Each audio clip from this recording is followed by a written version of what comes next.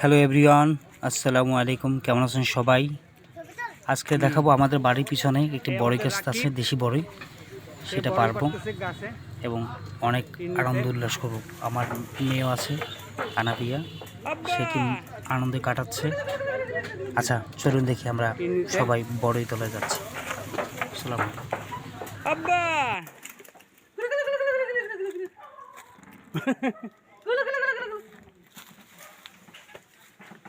দাঁড়টা ধরুন না, দাঁড়টা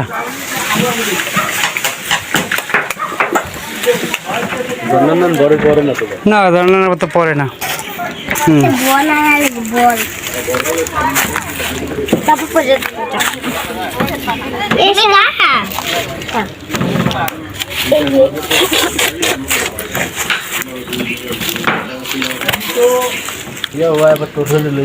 হ্যাঁ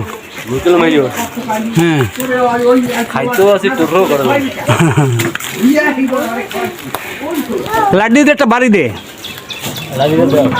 লাড্ডুটা কই? হ্যাঁ নিচে বলাইছে কেন? হ্যাঁ দাও, শুরু করো।